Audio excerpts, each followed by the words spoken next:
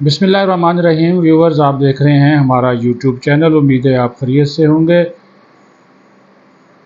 तीन बड़ी इम्पॉर्टेंट ख़बरें। एक तो हो गई है जी, बानी चेयरमैन पीटीआई इमरान खान के ख़िलाफ़ बगावत।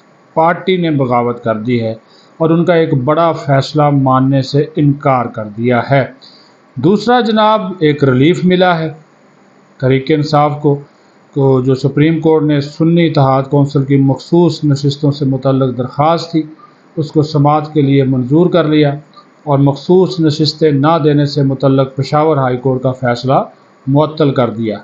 तीसरी बड़ी खबर है कि फैज़ाबाद जो धरना कमीशन है उसकी जो रिपोर्ट है उसके ऊपर सुप्रीम कोर्ट ने भरमी का इजहार किया है, अदम इत्मीनान ज़ाहिर कर दिया है और ये लफ्ज़ बहुत बड़ा उन्होंने ऑब्ज़र्वेशन दी है कि इस कमीशन की कार्रवाई में लगता है कि सब कुछ जनरल फैज़ को बरी करने के लिए किया गया और कमीशन ने वो काम किया जो उसे नहीं कहा गया था, जो उसे कहा गया था वो उसने नहीं किया।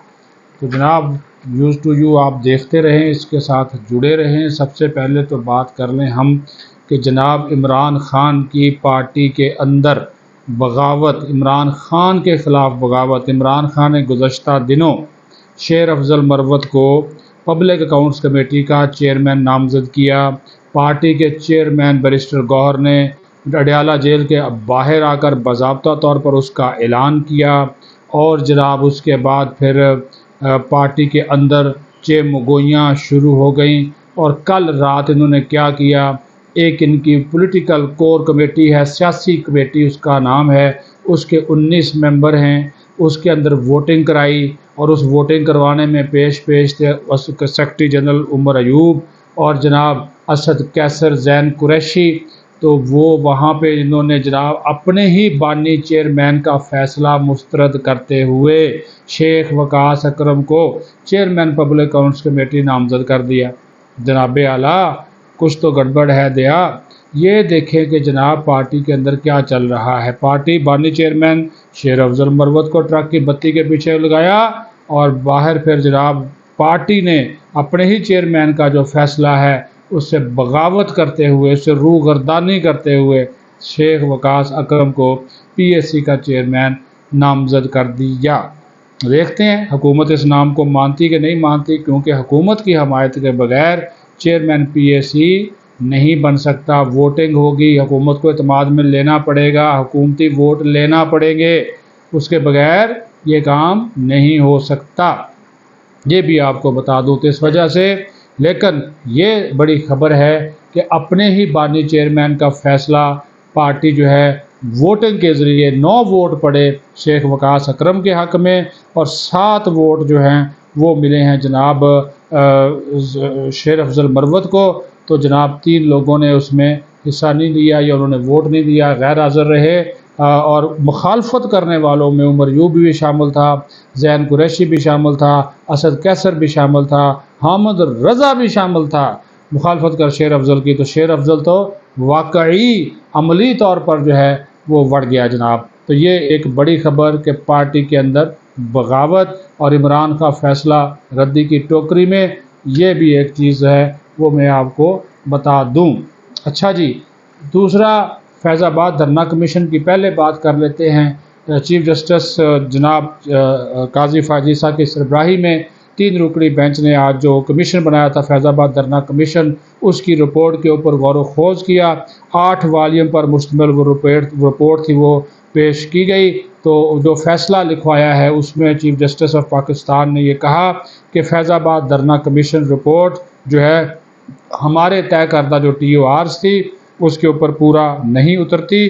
कुछ लोगों का बयान हलफ पर लिया गया, कुछ लोगों को सवालात भेजे गए और TLP की हैरत अंगेज़ बात यह है, चीफ जस्टिस ने कहा कि तहरीक लब्बैक पाकिस्तान के किसी रुकन का बयान जो है वो नहीं लिया गया।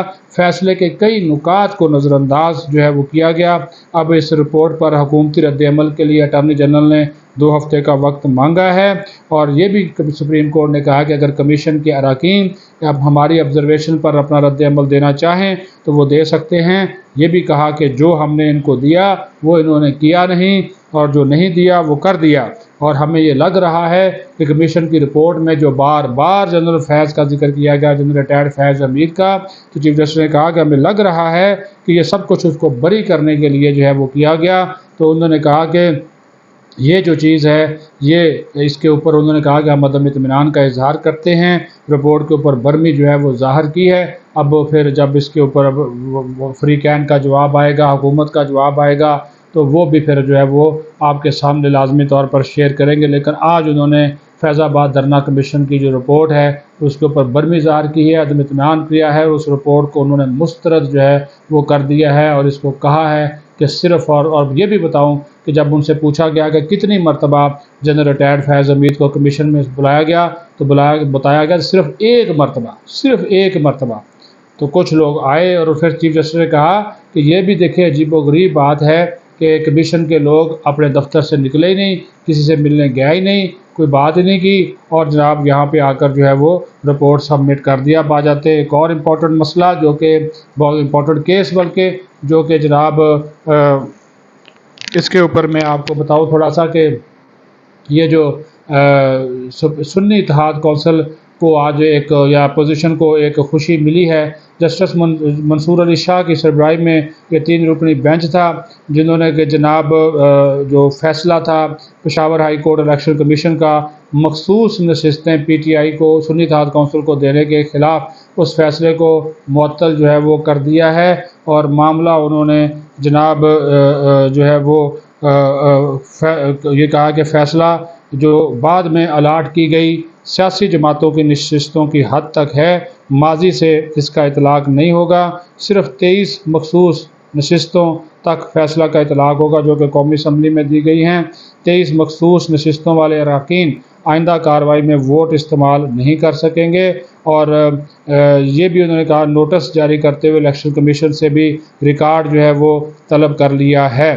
تو یہ بھی کہا گیا کہ جو جسٹس اطہر من اللہ تھے کہ اگر کچھ مزید سیٹیں بچ جائیں تو ان کا کیا کیا جائے۔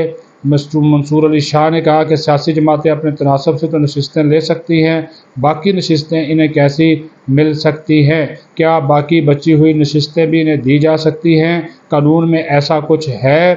جسٹس منصور علی شاہ نے اٹارنی جنرل سے استفسار کیا کہ اگر قانون میں ایسا نہیں تو پھر کیا ایسا کرنا آئین کی خلاف ورزی نہیں ہے؟ جسٹس محمد علی مظہر نے کہا کہ کیا الیکشن کمیشن نے سو موٹو اختیار سے بچی ہوئی نشستیں دوبارہ انہی جماعتوں کو نہیں دیں؟ جسٹس اطہر من اللہ نے کہا کہ جو کام ڈائریکٹ نہیں کیا جا سکتا وہ انڈائریکٹ بھی نہیں ہو سکتا۔ ایک سیاسی جماعت کے مینڈیٹ کو انڈائریکٹ طریقے سے نظر انداز کرنا کیا جو ہے وہ درست ہے؟